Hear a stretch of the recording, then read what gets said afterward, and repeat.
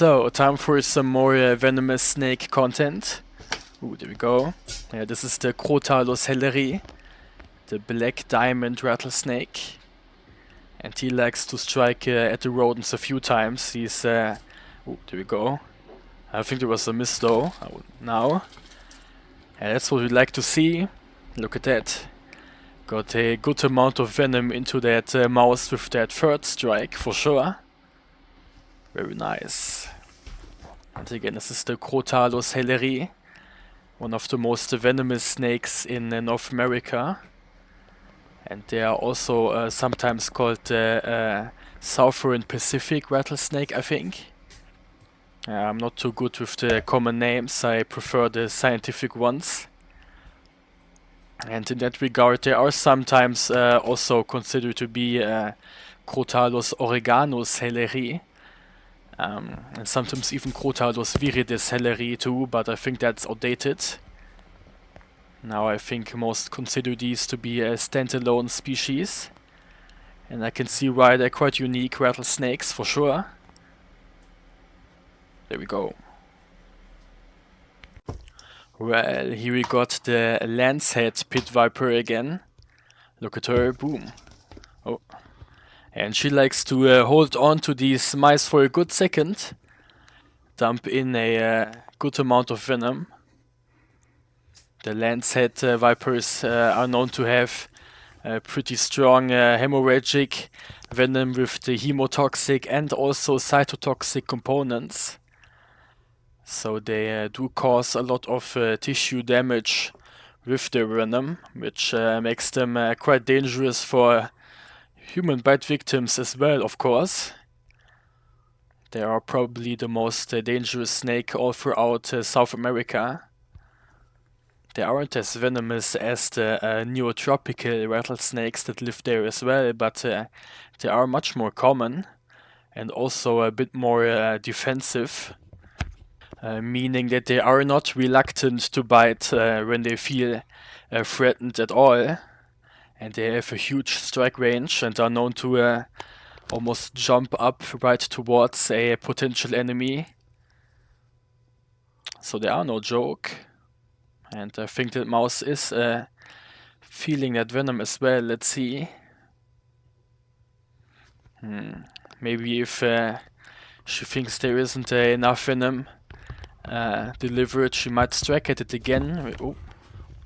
See, I think that mouse tried to fight back, but now she's looking at me, which I don't like. Oh, there we go. Yeah, for a second I thought she was about to jump out of her cage, but she went for the mouse instead. See, I think that prey item was nagging her a bit, and she was just done putting up with it and grabbed it instead. See. Now she's nicely holding on to it and probably dumping a bit more venom into it, see? Very nice. Yeah, you have to be conscious with the lancehead pit vipers. As I said already, they are quite defensive and very nervous as well. And they can move extremely quickly. That's also why I moved her into this very high bin compared to the other bins I use for my snakes. It makes it a little bit more safe for me handling her when I have to clean up the cage and so on, because she can't jump out right away. However, I have to say that she has become a bit more manageable over time. With a lot of snakes, they are more nervous when they are younger. Which makes sense, of course, because then they don't have as much venom to defend themselves. Well, here we got the albino prairie rattlesnake. Oh, there we go. Ooh, very nice. Seems like that mouse got a good dose of that prairie rattlesnake venom, Crotalus virirdis. See? There we go. Still some muzzles twitching, but that mouse is about to be done any second. Very nice. And look, she is putting on some good size too. She is about 2 years old now. There we go. And look how nice her eyes are reflecting the light from the camera. Usually she has bright red eyes, but you can't really see it because, again, these eyes seem to be very reflective. That's of course because she is an albino and not only lacks the dark color pigments in her scales and skin, but also in the eyes themselves, of course. There we go. And next up is my beautiful big adult female Trimeresurus albolabris, commonly known as the green pit viper. Look at her. Yeah, she likes to take the mice from the tweezers, as you just saw there, and hold on to them. Very nice. Ooh, the mouse is kinda trying to fight back, but that's okay, it's not gonna harm the snake. See, even though her grip is a little bit suboptimal, see, she got it kinda a bit too far in the back. Usually she is trying to get them behind the neck, of course, where the mouse can't even try to bite her. There we go, she's kinda trying to hide away now. So let's leave her alone then. And next up we got some more rattlesnakes to feed. Oh, there we go. Immediate strike from her too. This is the Crotalus cerberus, of course. The Arizona black rattlesnake, and this is the female specimen that I have. I got a nice adult pair from them.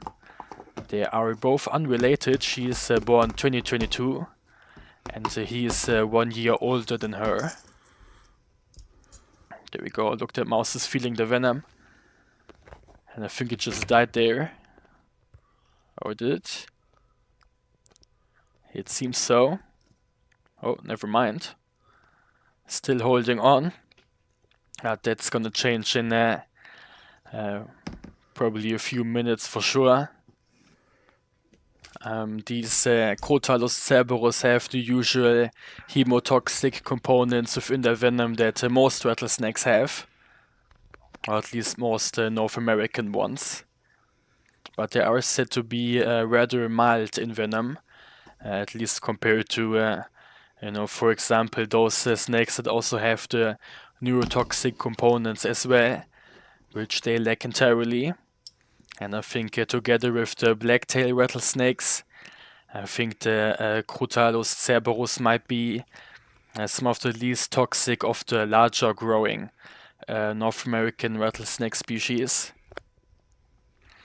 Obviously these pygmy rattlesnakes in the Taurus genus are gonna be, even weaker in venom, but that's mostly because they have a much smaller yield and can't deliver as much as these, proper true crotalids, or members of the Crotalus genus rather. They're both crotalids, of course. There we go. I think the mouse is done now, though. See, she's already taking a close look if it's already time to swallow it. Look at her. And she kept that nice high contrast blackened or kind of dark brown and white coloration. The male one looked just like her when I got the two, but he changed color, which is something that only the Crotalus cerberus are able to do in such a small time period. All the other rattlesnakes, they can change color over a long period of time, maybe when they are maturing, but they can't do it spontaneously. The Crotalus cerberus are... Oh, there we go. There was a nice yawn from her. And maybe I'm gonna look at that in slow motion again. Can nicely see the fangs. So this is the male one, Crotalus cerberus. And as I talked while feeding the female before, you can actually see now what I mean with the color change.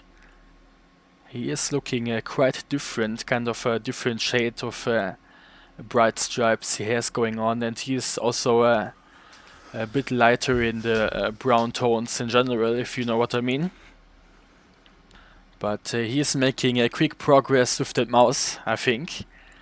He is a good eater and never skipped a meal ever, like most of my rattlesnakes actually. They even eat day before shed. They show no mercy to these live rodents. Maybe different when you feed them defrosted, which they don't really prefer as much. But look, he's already trying to figure out where that heat signature is coming from. There we go, I think he spotted it now. Come on. Oh, that mouse, even though it probably doesn't really know what's going on, it does seem to register that it feels kind of watched and is holding in for a moment. Holding on, I mean. See. Like it knows that the snake is there. I need to keep in mind that these rodents that I'm feeding, they aren't comparable to the rodents in the wild at all. They don't have any sense of, or at least any real sense of danger. But that mouse seems to be more aware than they are usually. Oh, there we go. Now it's over though. Come on. Should strike any time. Full focus. Ooh, there we go. Tagged it now for sure. Let's see, that Venom should kick in any time, or it did actually already. Oh, come on. That's why I usually remove the hide boxes when I'm feeding. I thought that mouse wouldn't go that far, because usually he makes a short process of them. But there we go, now it's done already. Let's see where good do I have my tweezers. Ah, there. So I'm just gonna put that mouse right next to him, so he can start eating it right away now.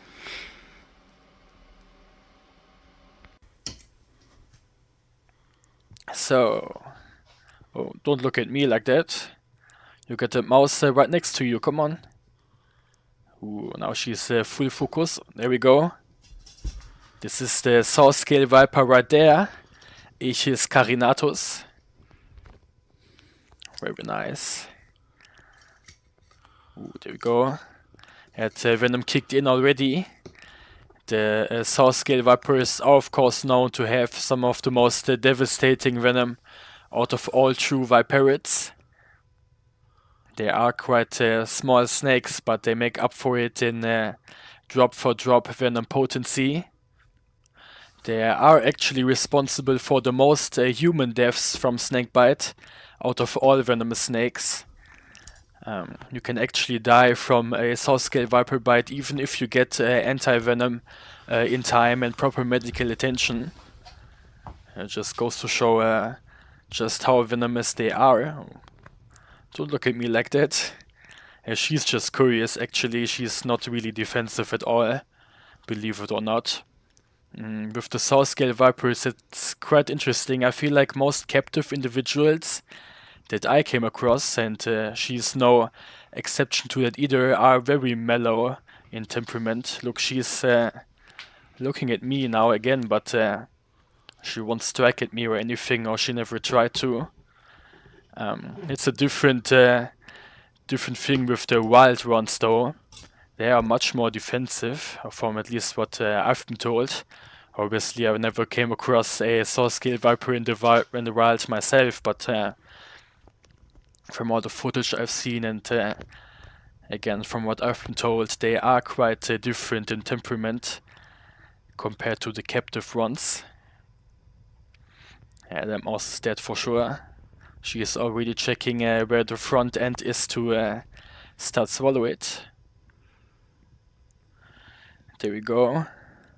But still a snake that demands a lot of respect, of course. I can now go close and film her while she's focused on the mouse, but if she were still focused on me. I obviously wouldn't get too close to her, even though I know that she isn't defensive. But again, there isn't any snake species that is responsible for more human fatalities in the wild. The only snake that maybe comes close is the Russell's viper. And as you probably know already, I do have a specimen of that species as well. But I have to admit, in captivity, the Russell's viper might be a lot more difficult to work with. At least the individual that I have, which is still a young one, so he might change his temperament over time as well. But he is much more nervous than this large adult Echis female.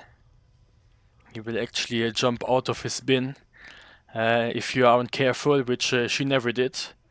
She is again quite manageable. Copperhead time. Oh, there we go. That was very nice. But obviously kinda also what we are used to seeing from the copperheads. Immediate strikes the second the mice get thrown into the cage.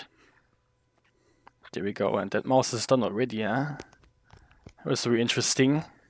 Kind of a mild reaction from the mouse. Not very energetic at all, but see, it's dead already. Oh, never mind, still a bit of twitching, but yeah, I think for the rest of the video I'm gonna feed the female one, the female broad-banded copperhead as well.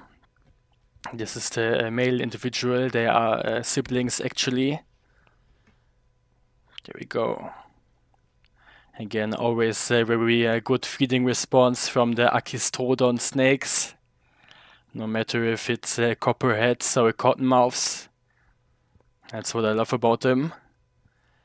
But look how pretty he is. With that nice reddish brown and light brown stripes. Absolutely unique looking. Pit viper right there. So, and as mentioned before, this is the female. And she doesn't waste much time either. There we go. And she always likes to put substrate in the water dish and make it all dirty. I probably need to clean it up afterwards. Usually I was not so keen on hooking the snakes when they already have a meal inside them and they want to digest, but I found out that it doesn't really matter to them.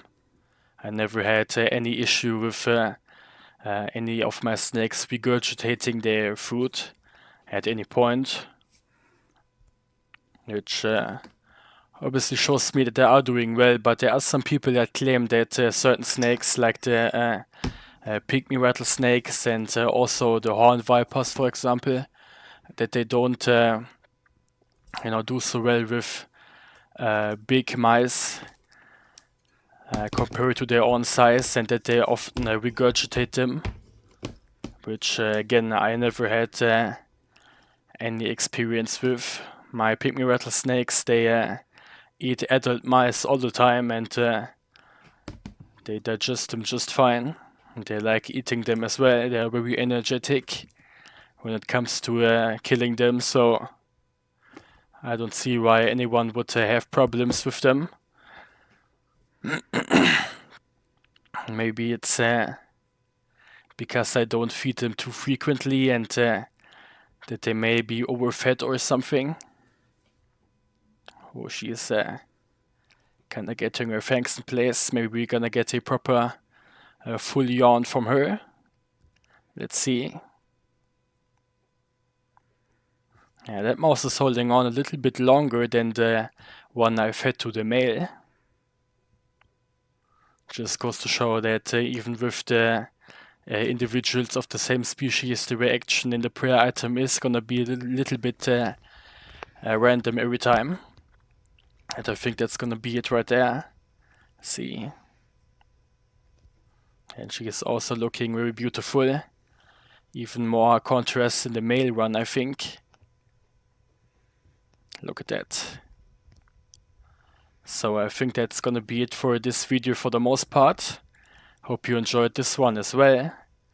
I think for the next one I'm gonna do a invert video again, feeding all my scorpions and tarantulas, and maybe some of my centipedes as well. We're gonna see. I actually have 2 mice left, so I think I'm gonna give the tarantulas a special treat and feed them a mouse. I think they're gonna enjoy that for sure. And it's gonna be interesting for you to see as well, maybe. And for the video after that, I think I'm gonna feed more snakes, of course. Maybe feed the Russell's viper. It's gonna be fun for sure.